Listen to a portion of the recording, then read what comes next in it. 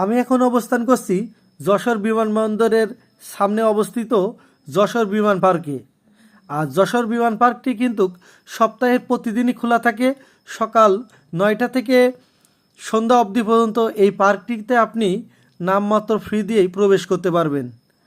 তবে যারা সামরিক বাহিনীর লোক আছে তাদের ক্ষেত্রে কিন্তু প্রবেশ ফি অনেকটাই শিথিলযোগ্য। আর নিরিবিলি এই পরিবেশে যদি আপনি আসতে চান, আর যদি আপনি বিকেলের দিকে আসেন, তাহলে কিন্তু এই পরিবেশ দেখে আপনি মুগ্ধ হবেন। পুরো বিমানবন্দর এই পার্কটিতে আসলে বাংলাদেশ বিমান বাহিনীর বেশ কিছু পুরাতন বিমান দিয়ে সাজানো হয়েছে। আর এমনভাবে সাজানো হয়েছে যে আপনি দেখলেই বুঝতে পারবেন যে এটা আসলে একটা বিমান পার্ক। এখানে আসলে আপনি মুগ্ধ হবেন যে দৃশ্যগুলো দেখে, সেটা হচ্ছে সবুজে ঘেরায় এই মাঠটি দেখলে।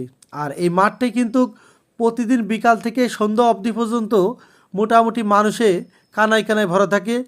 যারা একটু শহরের বাইরে প্রাকৃতিক পরিবেশে ঘুরতে চান তারা কিন্তু এই পার্কটিতে আসতে পারেন। আর এই পার্কটির সবথেকে বড় বৈশিষ্ট্য হলো যে আপনি ট্রেনে উঠে মোটামুটি অর্ধেকেরও বেশি পুরো এই পার্কটি আপনি ঘুরতে পারবেন। আর এই ট্রেনের সবথেকে বড় সুবিধা হচ্ছে যে আপনি চারপাশটা ঘুরে ঘুরে দেখতে পারবেন।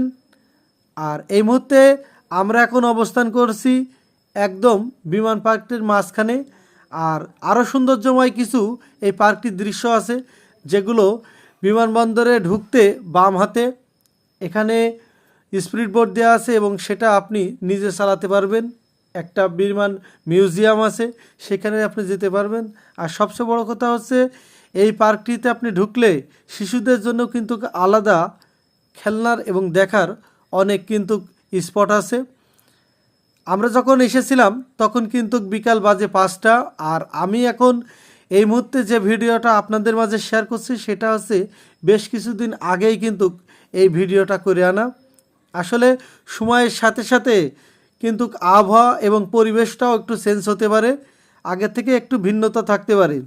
যাই হোক, যদি আপনি বিমান এই পার্কটিতে আসেন তাহলে কিন্তু একটা রেল স্টেশন দেখতে পারবেন, একই সাথে দেখতে পাবেন বিমান বাহিনী ব্যবহার করা বেশ কিছু যুদ্ধ বিমান এবং বেশ কিছু ট্রেনিং বিমান।